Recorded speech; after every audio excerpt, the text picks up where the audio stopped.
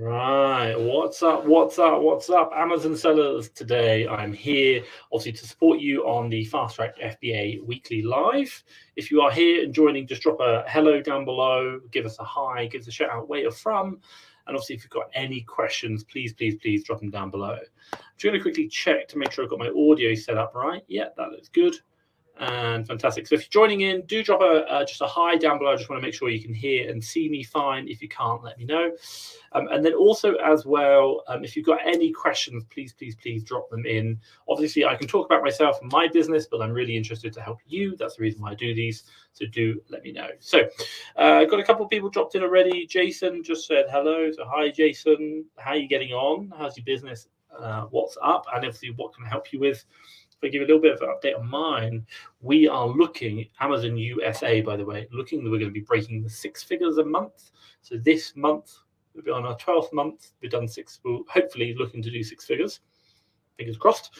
I'm pretty happy with that, actually. I think it's a good product. And we've only done 1 purchasing manager, 3 sources, and 1 admin VA. So really happy with that. And I'm pretty much doing nothing in it. So just kind of going through that, and if you've got any questions, do let me know. HMs, hello, hey there. If you've got questions, let me know. Also, you can put them down. So today, really just talking about supporting you with your business, but I'll kind of give you a little bit of update. Right, hi Thomas. Hey, good to see you. Is it Haro? I think it is. Don't quote me. J is H in Spanish. Yeah, let me know if there's anything that can help. Talia says hello. Cool. Drop your questions down below. If there's anything I can do, drop your questions down below. But so for me and my business, what's going on? UK still struggles with sourcing. I won't lie about that. For arbitrage, quite a challenge. Margins are going up though. We're doing more on getting better, higher quality margin items. But still a struggle. Number 2, in the USA, margins are good, but also we're buying lots of products. Really happy with that. And also as well, we have, what have we done? We're about to hit our first 6-figure month, so I'm so happy about that. Oh, by the way, if you are interested in starting selling USA, do have a look down below. The link to a course I created called Starting Selling on Amazon USA. Really helpful. I think you'll really like that. So cool. Right, fantastic. Hi, Thomas. Keep up the great work. Thank you so much. Melanina, I think that's right. I'm really bad with names, sorry. But if you guys have got questions, drop them down below. Honestly, I'm here to help you guys. So what's going on at the moment? We've also launched we're doing the beta test of the admin course.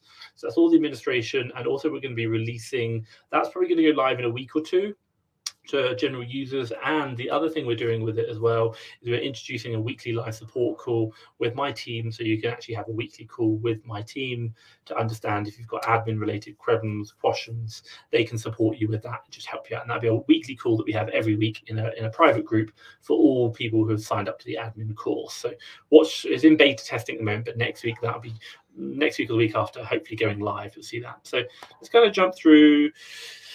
Amazon, which UK trade show do you recommend? Ooh, well, if you're doing arbitrage, there's probably not any that I'd really recommend because trade shows aren't really relevant. But in regards to, should we say, wholesale, which is probably what you're looking for, there's like the White Label Expo, like Birmingham and the Birmingham NEC and the UK. They do them in I forgot the name of the place. They do them there. I don't really know them. I've never attended them. But what I do think, what I'd probably recommend doing is if you are going to go to the trade shows, the ones in Birmingham or the ones in London are the best ones. And I would really just go back to the previous history and look at all the trade show people who have been there. The real point is what you're looking to do is to find out who the suppliers are at the trade show and then probably contact them before, make kind of introductions beforehand. Even if they've been historically, if you do that, then when you go meet them in the trade show, they'll be like, oh, you sound like the right person. We want to do business with you. But yeah, but you haven't got back to me. And they'll have a look through their emails and be like, oh, you, cool, I'll reply now and get back to you. So if you start the introduction before the trade show, it can really help out. So that's kind of very helpful. But again, it's really what you're looking for. So just make sure if you're doing dog food, you're going to go for the dog food one. If you're going to do other ones, make sure you look at that. That's super important. So the Birmingham NEC, the White Label Trade Fair show, ask in the Fast Track FBA group. That's the only other thing I would say, because some people do comment about it, but I don't really attend them, so I'm not very hot on them. Let's kind of jump through. Iman, hi, fantastic Iman. Honestly, great. Thank you so much for joining. If you've got questions, let me know in the comments down below. Honestly, I can talk. Like, I can talk about my business, fine, but I'd rather answer your questions. That's the whole point. This is about helping you. So, Bruv Travel, what would be your advice to scale? So, let's be clear. Great question, by the way. I'm going to make a couple of assumptions. Number one, you're doing OA. You can pretty much do this with wholesale, but you're doing it with OA. Number two is the fact that you're already making profit. You've got to be profitable. And I'm not talking about yellow bars or even kind of like your seller toolkit or like seller board or whatever software you're using says you're profitable. It's got to be that you've done your full accounts, i.e. like your zero accounts, QuickBooks accounts, and you've got profit. Like you've got to, there's no point scaling if you're not profitable. Don't do that. So really, generally speaking, when you're looking to scale, there's three kind of things you've got to look at, and I think this is evident in any business. Number one is your time. Like whenever you scale, as you grow, you kind of grow problems and you need time to fix them. So number one is your time. Number two is money. And generally in our business, it's money. Stock eats money. So you're going to need more money. And then finally, number three is resources. Now, resources are generally people, should be hiring people, which are going to help you to invest that money into finding a product. And the way it kind of works is out of time, money, and resources, is that you're going to use the resources to invest the money to make an ROI on it. And by doing more of that, you're going to have problems which you need time to be able to fix and to resolve. And how do you do that? Well, you do SOP, standard operating procedures, etc., etc. So my general advice is you're going to be looking at them at all times. So if you've got too much time, that's, don't ever try and grow the other two without having spare time. Always make time available. Like if you haven't got time, you've got a problem. And you should be like running your business on 1 day a week. And that's operationally, and then spending 4 days a week solving the problems that your business creates with a mindset of you're only solving them once, you don't have to keep doing them. Are you like buying stock isn't a scalable solution? Finding someone to buy the stock for you who will continue to buy the stock thereafter, that's a scalable solution. So long as you can eventually stop, that's scalable, that's scaling. But if you're doing the work day in, day out, that's not scaling. So then your time to spend getting more money or finding ways to invest that money, i.e. resources with people to do it. And I hope that kind of makes sense. And really, what is it? It's building processes that will happen without you, i.e. like in my business, USA, we're about to do 6 figures. We have sourcing VAs. Their job is to find deals, find deals that we can buy. And my job is to really support them to make sure that they can do it. Now, the next one is you have an admin VA. Their job is to manage the whole end-to-end process, all the stock, all the accounts, everything, end-to-end done. Then the next one is you have a purchasing manager who buys the deal, analyzes and buys the deals from the sources. And interestingly enough, my purchasing manager manages the team. So we've really got someone managing the team. They have KPIs or clear objectives to achieve to grow the business. And then my job is just to watch that whole system and to find problems and then to say, oh, you need some more money. Oh, okay, we've got loads of money now. We're not spending it. We need more resources. Okay, well, let's hire some more staff. Okay, cool. Well, we've got money, we've got resources, but I don't think the resources are doing well enough. So, okay, let's think about how we utilize the resources. That's pretty much it, i.e. like finding better deals, better ROI, or maybe the ROI isn't good enough. Okay, we need to improve that. And that's where the time comes in. So I hope that makes sense. I spent a lot of time talking about that, but great question. Really, really great question. I hope that makes sense. So let me know in the comments down below if it did. Give me a big thumbs up. Right. Haro, I think it is. Is it safe to source from Instacart in the USA? Are there any IPO risks? Long story short, Instacart, I don't really know, but Instacart, as far as I'm aware, is like an eBay, for example. So it's like a platform. Like I would personally probably stay away. Why? Because third-party sellers and you can't guarantee proof of authenticity.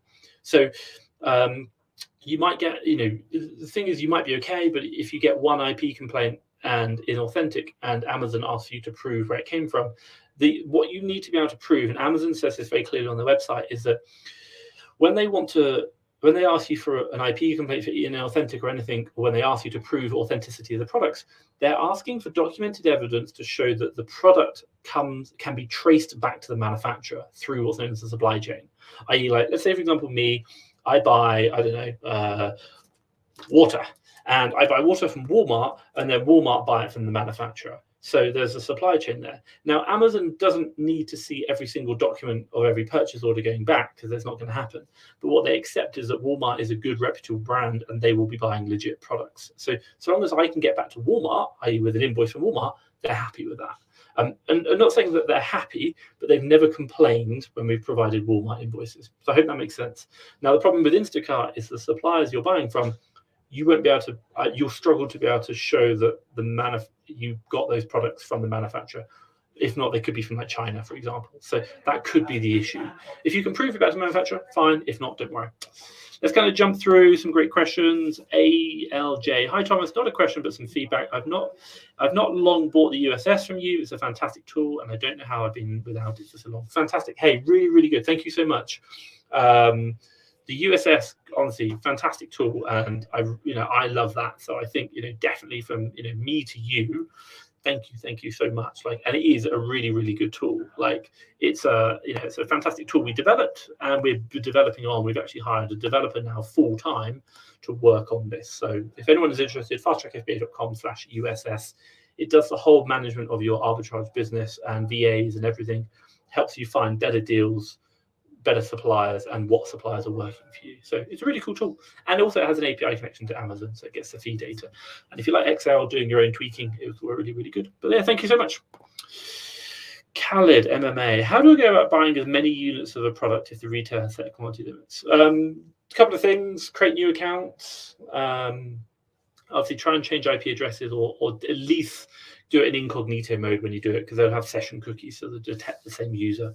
Also, you might want to make variations on the shipping address, so like number 5 Lane Street, or like Lane Street number 5, for example. There'll be 2 variations, so they don't pick up straight away. Also, as well, the card details, might want to use different cards. You can't get around the quantity limits. You've just got to try and figure out different ways to buy more. That's the other one. The other one is call the retailer up. Say, hey, I'm interested in buying this product at more bulk. Would you do me a discount on it, or would you even sell it at that? Ask the question, never ask. Don't ask, don't get. And then the final one I'd probably recommend is, at the end of the day, if you can't buy enough quantity limits, like boots, for example, in the UK, they limit you to 3. Don't worry, move on. Find someone else who actually wants to take your money. That's all I'd really recommend. So yeah, do that. Right, let's jump through. Khaled, let me know if that's answered your question down below. Give me a big thumbs up, or just a hey, yeah. So hi, great to see you. Okay, I'm just kind of going through. Wow, thanks for the questions, guys. Lots coming in. I will get through. I promise you I will get through every single one of them. Hey, everyone. Hey. Okay, is it safe to source from Instacart? I think we've answered that one already. Would you say it's worth setting up a USA selling account from the UK? Are there any high startup costs I can start with that setting company? I have set up an AC. Interesting. If you want to ask my advice, we're probably about to break 500,000 in the first 12 months, coming up at the end of this month. I think we've already done it, actually. If you want my advice, create an LLC. And if you want to know how to do it, there's a course I created down there, fasttrackfba.com/start selling Amazon USA. That literally tells you how we did it, documented the whole process, everything. It cost £97. It's like 17 videos, everything, emails, 2-factor authentication, everything you need to know, bank accounts, cards, EIN numbers, all that stuff, everything that you want to know. And we are going to update it as well in the coming months around like how to do credit. That's going to be really, really important. So now the reason why I say this is because I know people who've already started selling in the USA from a UK account, and your problem is like 50-60% of the US retailers will not accept international credit cards or debit cards. So when you go into like make a payment, it says, please enter your card billing details, and it doesn't let you select outside the US. It only lets you select US states, and they're just not interested. So if you are interested in like buying, buying products to flip in the USA, and trust me, it's amazing. We're getting double margins we are in the US, in the UK. It's just, we're looking nice profits. It's easier as well, and higher values. If you are interested in it, you've got to create an LLC, and the reason is for the simple fact that you're just going to have access to more of the market, i.e. more of the retailers. And the last thing you want to do is start taking out retailers. It makes it easier. And then the other one is when you create an LLC, you're now what's known as a US entity. You're not a UK person.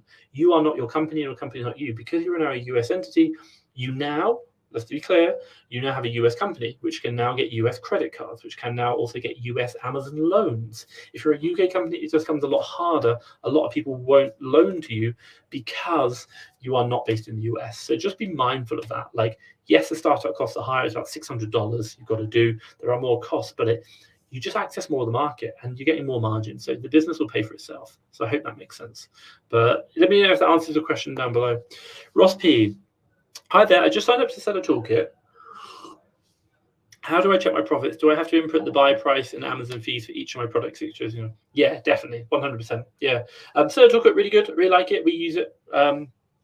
You do have to put in your buy price for everything. If you want to know the USS, which is what the guy spoke about previously, you literally, as you do your purchases, you just record it on the sheet and it will create, it automatically, you can actually click a button now and it will just send it to Seller Toolkit. It will send the buy prices to Seller Toolkit automatically to you. And you can do your repricing on the sheet and it'll send it automatically. So the USS is really useful with Seller Toolkit. But for you, definitely you have to just put in your buy price. That's it. And it will know the Amazon fees, etc. So just the buy price, I think it's including VAT. And then also you tell it your shipping fees as well. And that's it. If you want to know, the USS does it automatically for you. Makes it really simple. But yes, you have to put it into the individual products and then it can work out your profits. Ross, I hope that makes sense. Let me know in the comments down below. Hey, Amazon, would you say it's worth setting up a USA selling account in the UK? I think I just answered that one. It's not pricey, $600, honestly. That's the startup cost. Accountants are costly. Jason, can you briefly explain the OA process after tokens are exchanged for leads? Our tools still require keeper, buy bot, etc. So this is for fast track FBA leads. Great question. So you come in, you buy tokens from us, and then you browse all the leads, and then you can buy them. Once you unlock a deal that you like with exchanging tokens to them, you can basically then use the supply URL and the Amazon ASIN.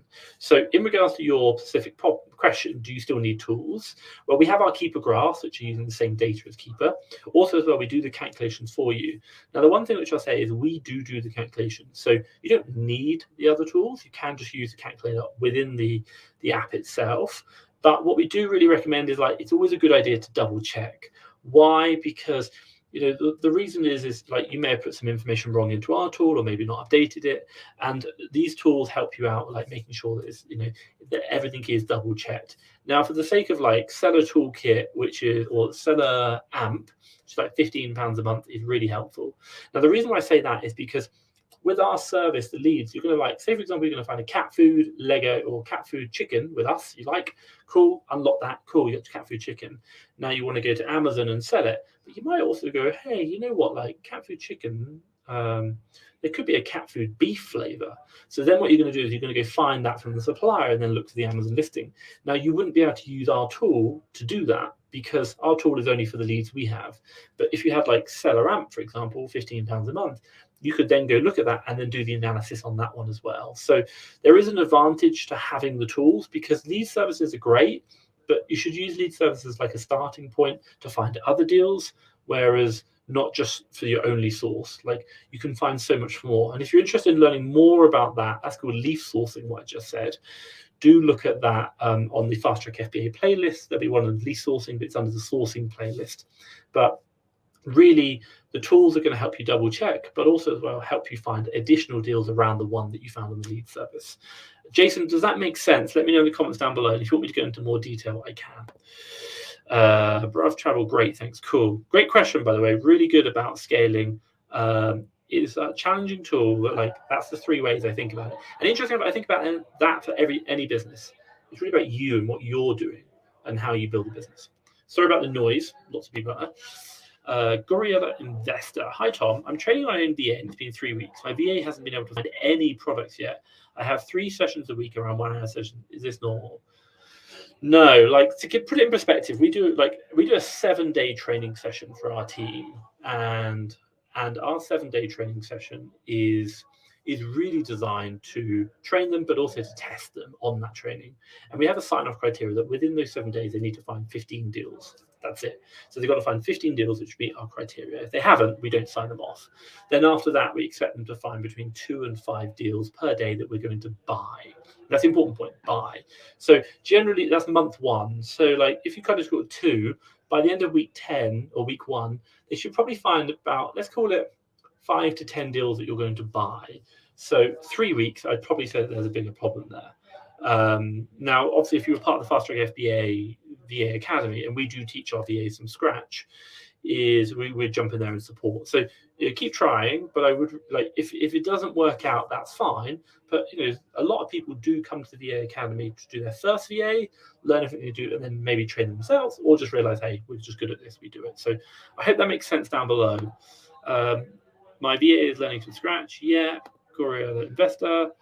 And I've been given lots and lots of training resources. Yeah, it is not that. Don't get me wrong. Like a really good example is like you can lead a horse to water, but you can't make it drink.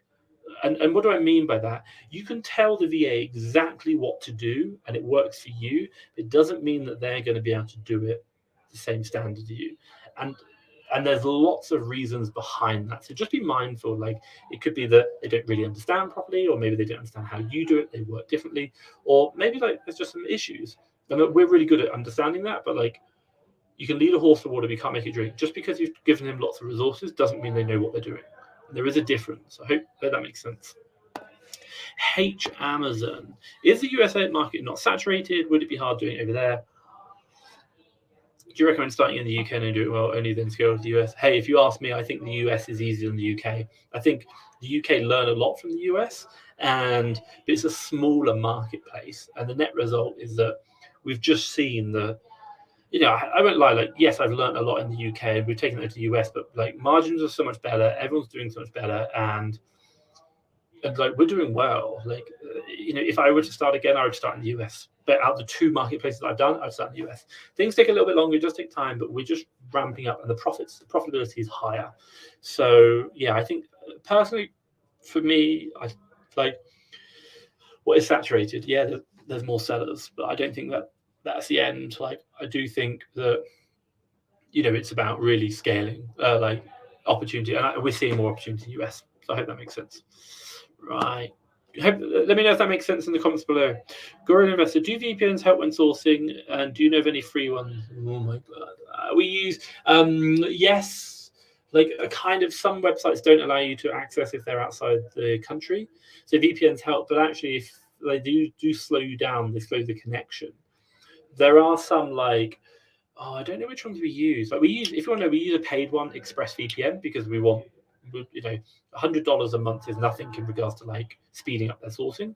But on the other hand, is to say that I don't know what the free ones are. I'd probably just ask in some groups. Free VPNs, you can look them up. They do help, but like there's pros and cons to VPNs. Like yes, for stores that you can't use, but if you can access them outside, without using a VPN, I would, because the connection will be faster. And again, what we know is time is money when sourcing. The more deals you can analyze per hour, the more deals you're likely to find. That's it. Next one. Gordon, on average, how long does it take a VA to be sourcing 10 to 8 products? I know it's subject to a conservative plan. Based on like £3 profit, 30% ROI, we say 8 to 10 deals per day that you're buying. We don't care about sourcing, buying. It should be 3 months. That's what we say. 3 months that you're buying. That's an important point. So it's in month 3 we get that result. So we look at. Do you recommend a VP as a daily plan? Yes. Switch stores, categories to check. Yes. There's pros and cons. I recommend the VAs have a daily plan, i.e. which stores they should be checking. But we do really recommend that you should be working with them to define that. Let's be clear. If you micromanage them for the first 3 months, you're going to have to micromanage them for the next 3 years. But if you're having conversations with them like, what's your plan? What are you doing? Tell me about what are you going to be doing tomorrow? And just getting them the habit of creating their own plans, then that's going to help out. Again, we're not like, we do it with ourselves. We're not here to tell the VAs what to do. We're here to guide them. We're coaching them. We're not telling them, because if we have to tell them now, we'll always have to tell them. That's the mindset. Guerrilla Investors doing a lot of questions, but I've got to see one in a minute. So King Nath, hi Thomas, any tips on reverse sourcing storefront? US sellers can search Walmart products to find a good storefront, but what do you us UK sellers start with? Well, like, long story short, like, I wouldn't recommend starting with storefront stalking. I don't think it's a very good way of doing it. My advice would be like, just go find it, like, download, go to the Fast Track FBA top 100 suppliers, download that, look at like a couple of suppliers from there. You'll notice some big name brands, Argos, for example. Then go through those. Now start looking for products for those. And as you go through those products, you're going to spend a couple of days sourcing. As you go through those products, every time you find a deal, also have a look at all the other sellers on that listing by name. And what you're going to do is start just noticing who are the sellers who are going to find the same deals as you. Now, I would just take note of them. I wouldn't start stalking for at least 5 days. Why? Because like, you might find one seller and he might be really bad, or he might be a wholesale seller and actually he just so happens to have the one product that beats you. So you don't want to do that. You want to then like build up a picture of people who you're always seeing. And then once you start always seeing them, like after the first week, for example, then in the second week, you might choose them, go through storefront stalking, find some other deals, find those deals, reverse source them, find the suppliers of them. And again, when you find those deals, you're then going to you're going to look at who's on those listings. And you're going to just start building a picture of different suppliers or different sellers who are the same as you. Now, obviously, you can use them for a guide. And the whole point behind storefront stalking is it probably wants to open you up to new suppliers, see where everyone's sourcing, where you want to source. But let's be clear, storefront stalking is not a good way to source. And why? Why do I say this? Because number one, by doing it, you are naturally going to have more competition. And at the end of the day, you might be able to buy a product today which is profitable, but what we care about is when you sell it. So statistically speaking, increased competition doesn't deliver great sale prices.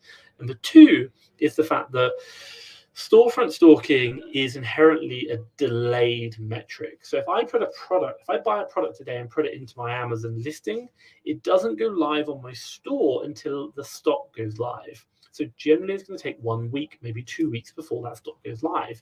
So if I look at someone today and go, oh, wow, there's a stock on, they've got a new product in, cool. I'm now seeing that 2 weeks after they bought it. Odds on, it might not be on sale, it might be sold out. I think in Fast Track FBA leads, we identified that on average, most deals last about 9 days. So, before they go out of stock. So by knowing that, you're like, well, actually, storefront stalking is going to show me deals which are already gone out of stock or prices changed. So it's a lag metric. So in theory, you're either going to find deals which are in stock that are going to have too much competition, or they've already gone out of stock and you're never going to find. So it isn't a great way of sourcing, but it can be a very good way to help you find new suppliers or identify which suppliers everyone's sourcing from by understanding where everyone's getting their products from. Even if you reverse source someone's store and the product isn't profitable anymore, you're going to start seeing the same stores popping up. Probably the price is out, changed, or the stock is out of stock. That's going to be beneficial for you. So storefront stalking, not perfect. It can help you, but I would really advise against doing it as a core sourcing strategy. It's just dangerous. Let me know if that makes sense down below. So Goriella Investor, I'm starting with around 8k GB, look to get 15% net profit per month. Is this feasible experience? Yeah, you can. But I think, look, if you're starting with 8k, I would be getting a VA, a tool. Like, my God, I think 8k, you should just be doing that on your own. Like, if you've got a VA, like, no. Like, I'd be doing, like, if it was me, like, below 10k, I'd probably, like, if you've only got 10k, I'd probably just go do leads lists to start with. Buy like 4 different leads lists, start doing them, start flipping, do it for a couple of months, learn the process yourself. A VA is only good as you, and if you're hiring a VA and you're just starting, it's not going to work well. And that's probably one of the big reasons why you're struggling after 3 weeks, because while you're getting a lot of resources, there's a difference between being given like an encyclopedia and understanding an encyclopedia. There is a big difference. And there's a saying, like, if you really want to learn something, teach it. So like, you've got to teach sourcing to your sourcing VA, which kind of, if you're just starting, means that you might not know it. So I hope that makes sense. Wow, lots of questions, guys. Sorry, I will kind of go through. Don't worry, we've got another half an hour. So if you've got questions, do drop them down. I promise you, I will get through all of them. Let's go through. If based in the UK and a set of company in the US, do I have to pay tax on US profits to UK? Do USA have similar tax systems to UK? Yeah, you've got to pay. Obviously, you've got to pay taxes. Like, you're not liable for taxes. There is an interesting thing, and we do talk about it in this getting started course here. It's about if you're a UK resident and you have a foreign entity which is controlled by a UK national, and then there is precedent that you potentially have to pay taxes, double taxation on that, because you're paying it in the US for the corporation, and then you're paying it again in the UK. Now, let's not be naive. Like, if you're in the UK and you have a UK limited company, the UK limited company pays taxes, like corporation tax, and then if you take money out as a dividend, you then pay tax on that dividend. So there is double taxation on that: corporation tax on the company, and then dividend tax on the business, on you as an entity. Now, number two is the fact that if you have, should we say, a US company, US company will pay corporation tax again in the US, and then also as well, if you pay yourself from that company, you'll then obviously pay tax on that. That's the thing. But there is a thing in UK law, whereas a double taxation, like the company should do it. It's complex. I do talk about it in this course and kind of explain why you don't need to worry about what the stipulation is around that to help you understand.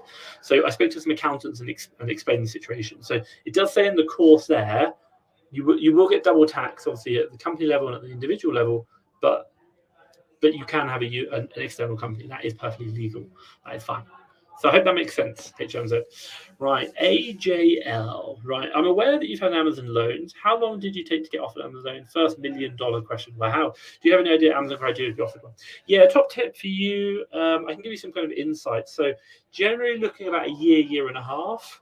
And the reason why I say that is, sorry, 1 second.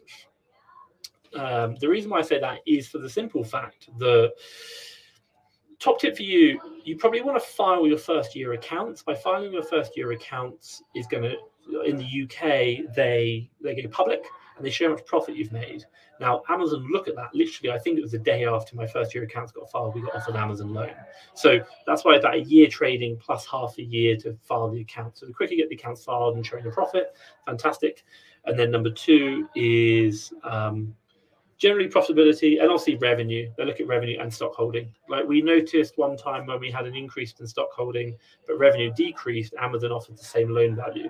So I think stock holding has a value of it as well. They know the stock because it's in the sale price. I hope that makes sense. HL, thanks, answer my question. Jason, Amazon question. And then, sorry, these guys are quite noisy. Ross P, with the leads you have on Fast Track FBA, where do the leads come from? Are they from VAs that already sourced from other people? No, so we have two teams. We've got one team which does my Amazon business and another team which solely does leads. So that's it. They do the lead service in Fast Track FBA. We have a separate team for the USA and a separate team for the UK. And that's it. They're not VAs. We don't have VAs who source for other people. We only have VAs who source the lead service. We don't offer VAs where they source for other people. Let's kind of jump through. With Truther 3,000 savings and additional 5,000 every month, do you recommend going all in or keeping some cash with me? I think you've got to test it. So I definitely would test it at $500. You just look, at the end of the day, you want to just trade the business and you want to make sure that you can break even at least, but you understand the model. That's the important point. Once you understand how to make profit, and even if you're breaking even because your cost of services, like the tools, are just too much, but you understand that, well, if I'm buying like $500 worth of stock and that covers the cost of the tools, if I made $1,000 or $2,000 or $3,000, now I'm going to make enough money to, should we say, cover my cost of goods or cover my costs and grow more. Fantastic. Like, I would really look at that, and I think that would be a really good option. So first of all, test it at 500. Make sure you make profit. You know how to make profit, and then go all in. So long as you've got the money to lose. Look, let's be crystal clear. At the end of the day, like 95% of businesses don't last more than 4 years or 5 years. So be willing to lose it. But that's the thing I've got to say. Like, this isn't like 3,000 on a credit card. Like, you've got 3,000 you've earned, you've saved up. Cool, we're now going to invest it. It's a strategic investment.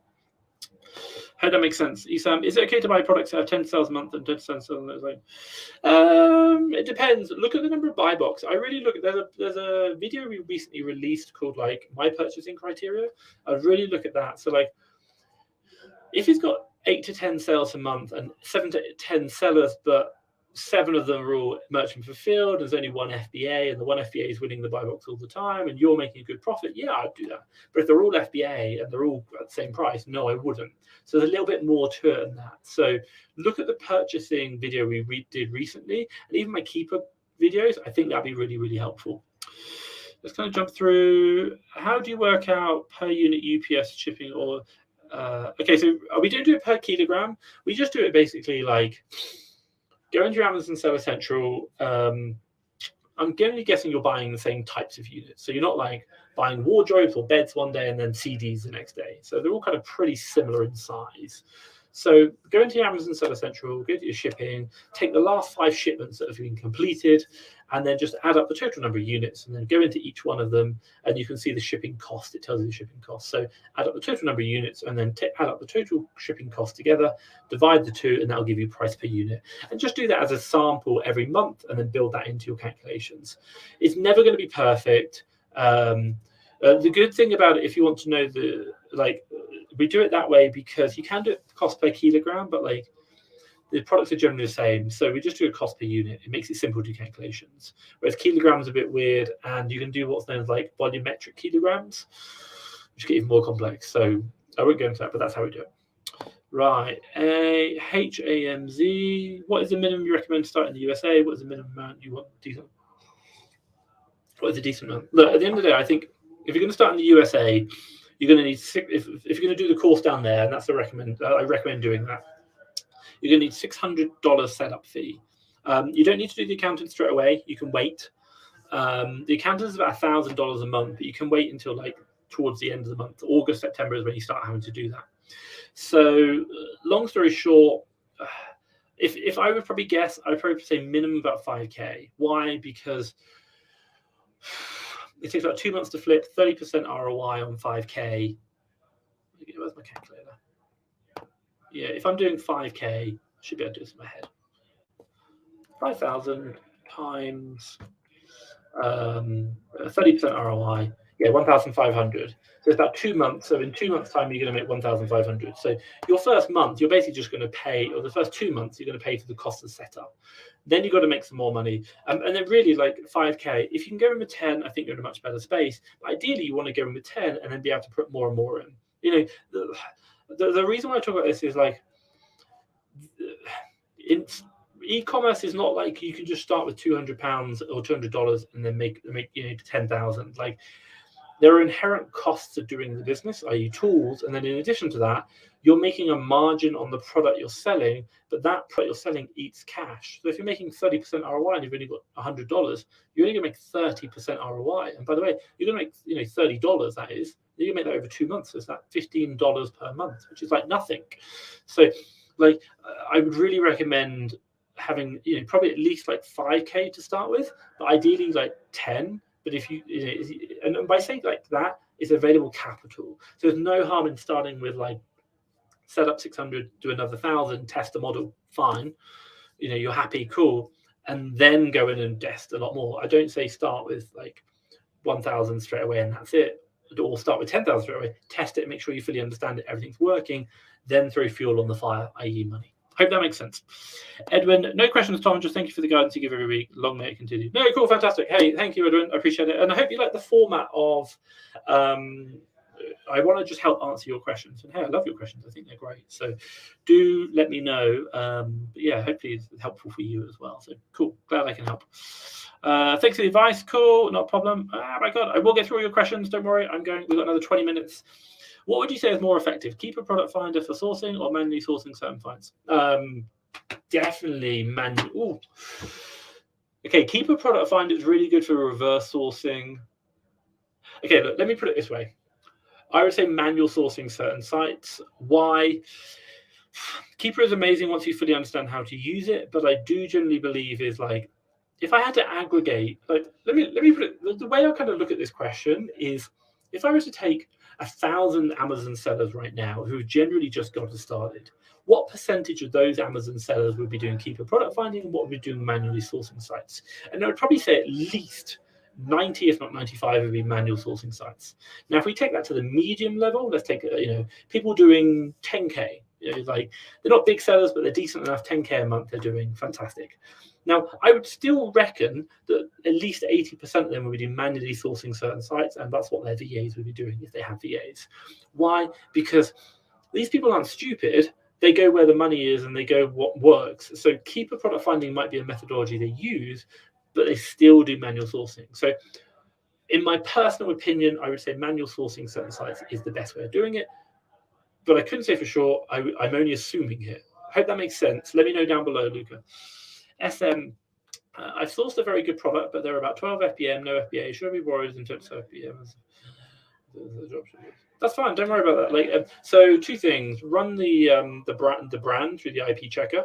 Two things: I would also have a look at the same brand and try and look for other listings of that brand with FBA sellers. If there are none across every seller, every listing, I'd be a bit like, so like if you got Nike shoes, try and find another Nike listing whereby there are FBA. If there are like 20 listings and none of them are FBA, I'd be a bit like, also go look at the and then I just really double check your calculations. Like even like it might be a big item, shipping it to Amazon might be cost prohibitive.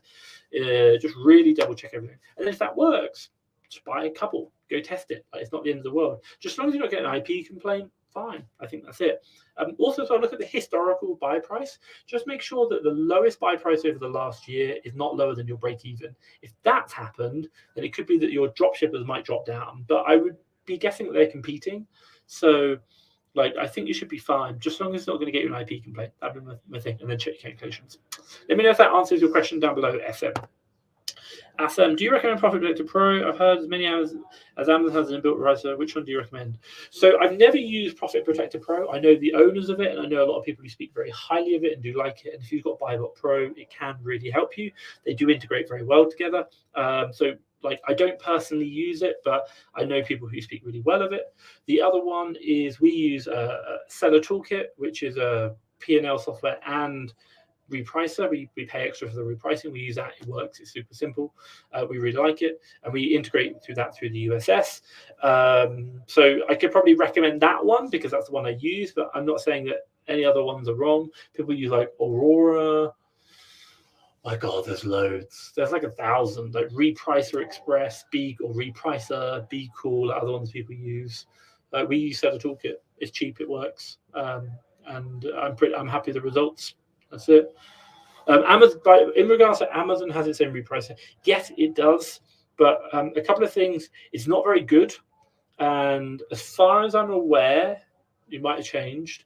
It only reprices down. It won't reprice up. So, say for example, you've got someone competing against you and they're going down, and then that person disappears because they sell out. Your price isn't going back up. You're just going to sit at that low price. So, you make your money at selling at a higher price. So you want your repricer to go back up. That's something really important. So, for us, really thinking about that, that's going to be a really important point. So, yeah, I think for you that's what I'd recommend.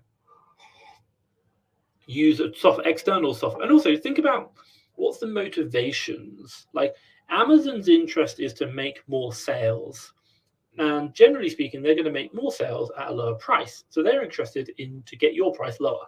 Now they're not probably interested in bringing your price up because that's not really going to help them. So I would but whereas an external repricing software, maybe Profit Protector Pro, maybe Seller Toolkit, maybe Aurora, they're going to be interested in making you as much money as possible. Why? Because the more money you make, the more you're going to like their tool and the more you're going to stay. So what's people's motivations behind what they're doing? Just understand, Amazon cares about Amazon and the customer. You're a vehicle to enable that, but you're not something which they care so much about. They care about you so long as you're achieving the other objectives. But when they're at odds, it will go with the customer first, which is cheaper prices. I'm not saying like that's documented. It's not at all. That's what I've heard. That's what I think, and I think about people's motivations. And I'm not saying, and they might have updated it now, so just be mindful of that. But check it out.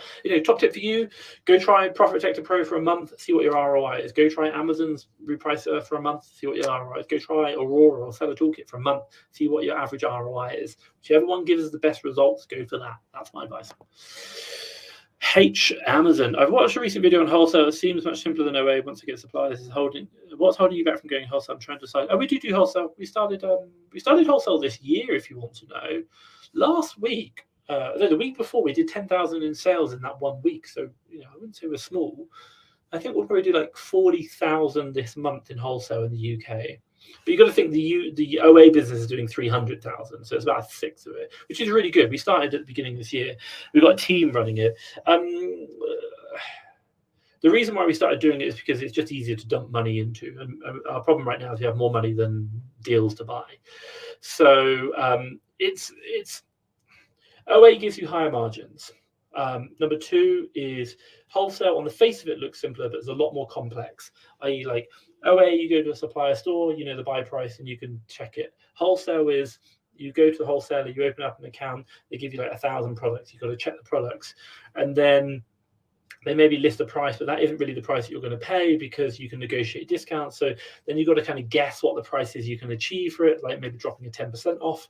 And then you're like, okay, I want to buy this, but I want to buy at this price. And then go back to the wholesale and they said, no, we can do it at this price. And you got to reanalyze. Like, and then like maybe you buy it, and then the problem comes is that, oh, okay, cool, like great, you've got a great product, making great margin. Oh, and they no longer sell it at that price anymore. They no longer even stock it. You know, Amazon Lit, these guys do 50 million a year. They say that if they buy a product, if they buy 1,000 products this week, new products, 50% of them they won't replenish because they just can't. So only 50%, 500 they will and buy again. So it's quite interesting. So like wholesale looks like the Holy Grail, doesn't necessarily mean it is. That's the one thing I'll say.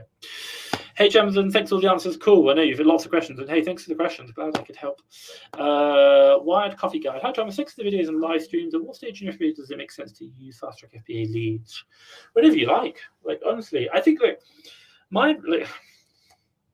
obviously, I'm a service provider. I provide them, so I could be like, yeah, you should buy them all the time. I'm not going to say that. I think what do we see generally in the ecosystem of Fast Track FBA users across the products and services we offer? So most people getting started, what I really recommend is when you get started, just start playing around, like figuring out, maybe put $500 in, check it out.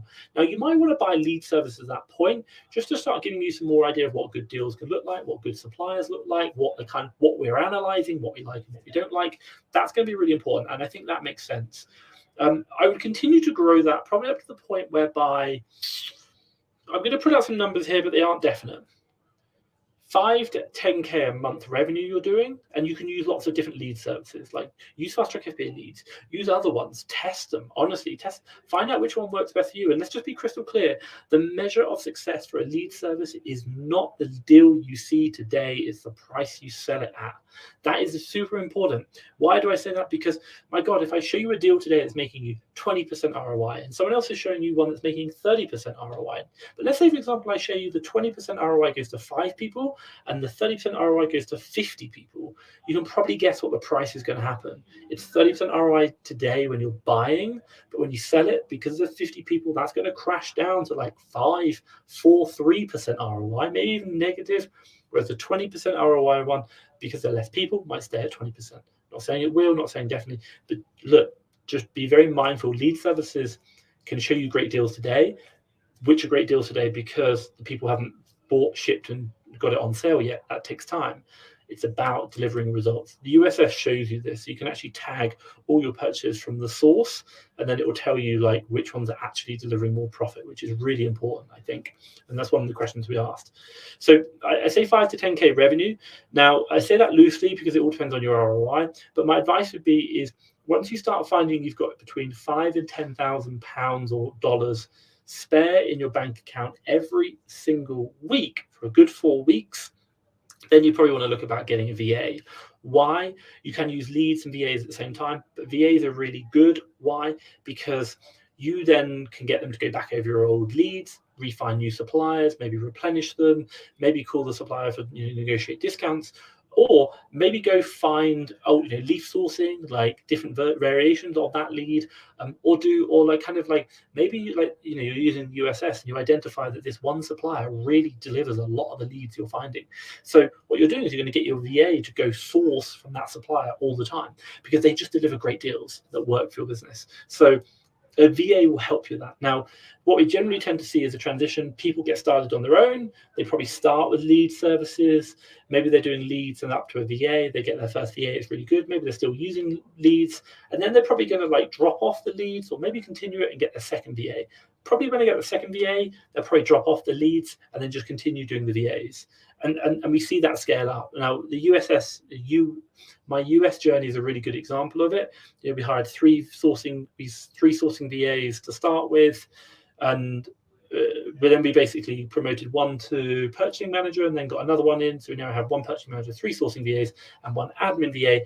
And the net result is we can do about 100,000 US a month in sales, decent profits, and that's a team of 5 who just run the whole business for me. And that's $1 million a year we'll do on that. And that's the kind of transition. And that started 12 months ago. That was a really good transition. I love that. So I hope that makes sense, Wired Coffee Guide, and helps you with kind of not just the leads, how to use them, but also where to go in your journey.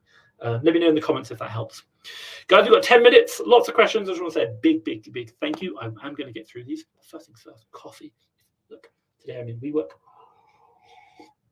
Oh, I love coffee.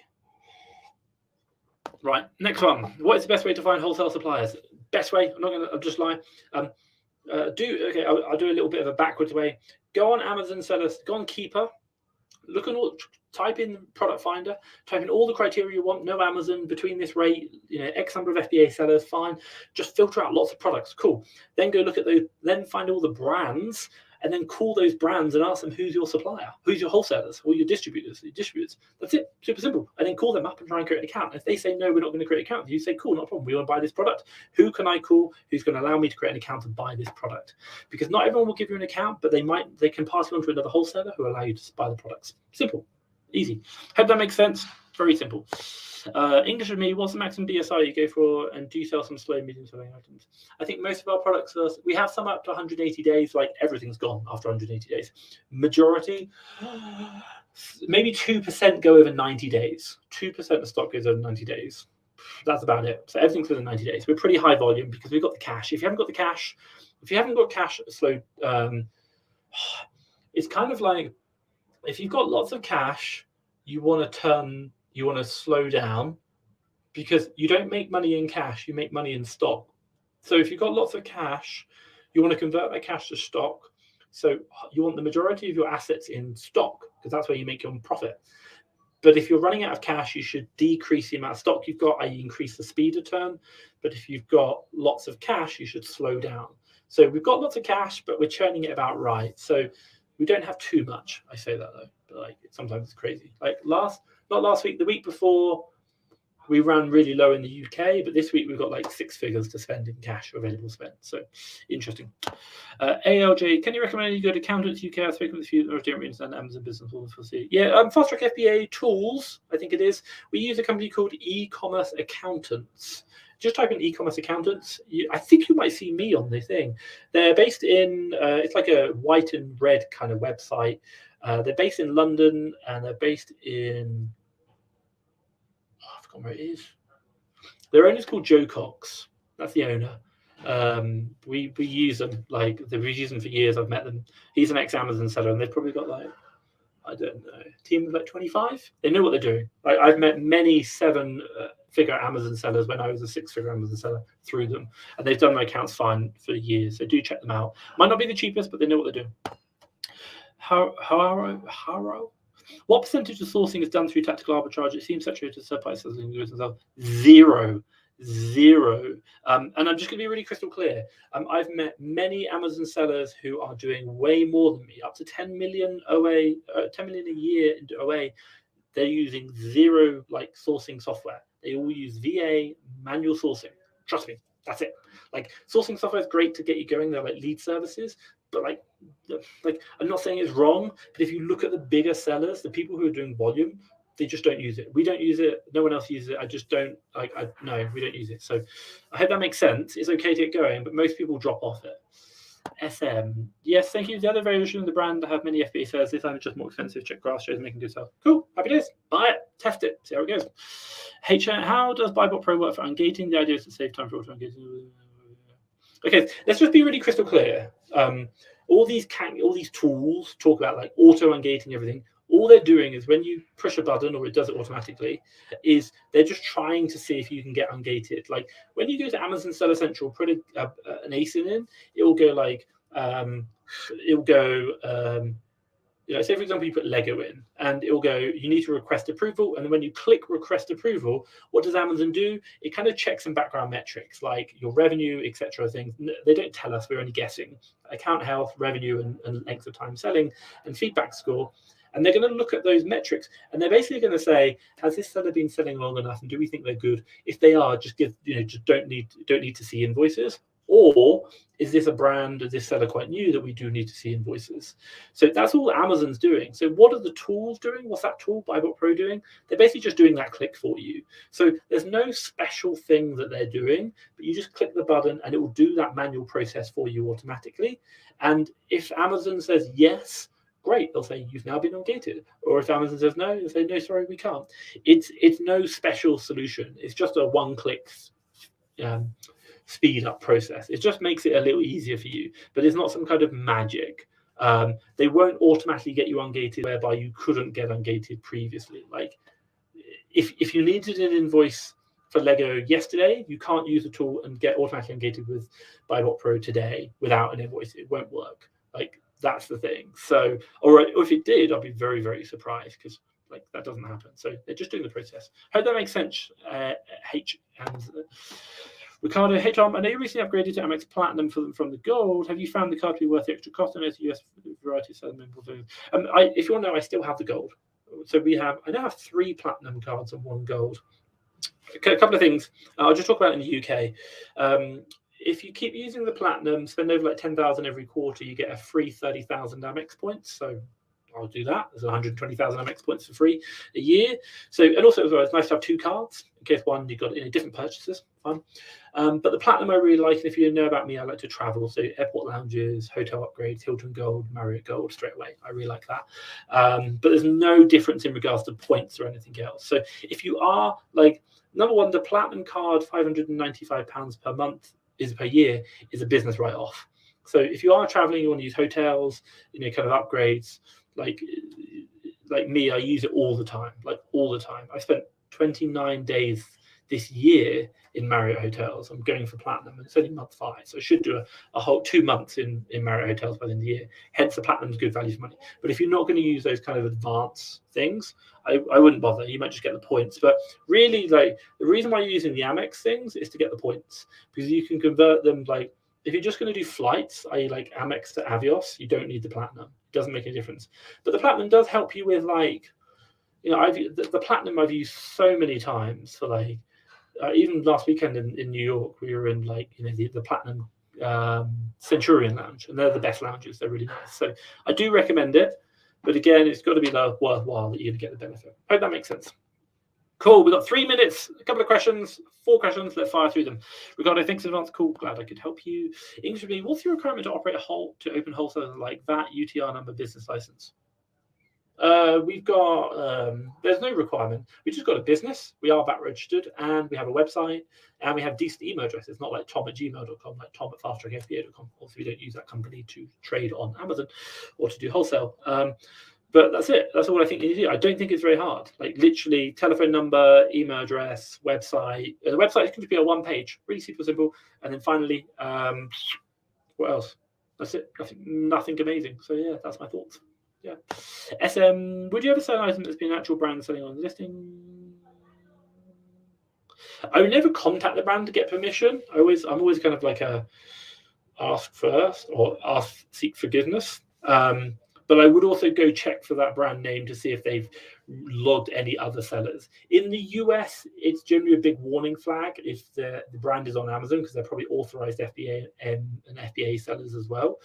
But in the UK, it's not such a big issue, but I'd still go and check. So like, I would do a lot of research, Google the brand name, IP complaint, brand complaint, intellectual property complaint. I would ask in groups and just find out. I would also go look for other listings of that brand to see if there are other FBA sellers on it. If there are, fantastic. If not, I would be very careful. I'd probably just buy 1 or 2 and see what happens. Or what I would actually do, say this, I would go put the listing, I would go create the listing, buy 1 product, create the listing, shove it on sale for a month, and see if I get an IP complaint, because you can get IP complaints retracted very easily if you've never sold the product. So if you just list it and get an IP complaint that's never sold, you can get it retracted. That's one of the things. H makes sense. Cool. Ross P, if we use a token on one of your FBA leads, we'll find out we are gated out of stock. Yes, you can literally go log issue, gated, or out of stock, refund, and within like 2 seconds you get your tokens back. No problem. Yeah, fast track FBA lead service. Cool. Yeah, no problem. Super simple. Right, ladies and gentlemen, that is it. It is now been 1 hour. I just want to say thank you so much for all your questions. My God, I like been firing through them. And hey, you know, the one thing which I will say to all of you is I can sit here and talk about my business, but I do that in my YouTube videos. But it's like I really enjoy answering these questions, and hopefully you find it helpful for you to, you know, listen, to share, and get my thoughts. You know, again, I'm not an expert. I just share what I think and what I see. So I just want to say thank you to all of you for your questions and everything you've done. Hopefully you found it useful. If you have, smash the like button, and hey, share the love. You know, maybe answer questions, join the Fast Track FBA group. But I just want to say thank you to all of you for the questions and everything you've done. Right, I will leave you to it. Stay safe, have fun, everyone, and keep smashing your Amazon business. Bye bye.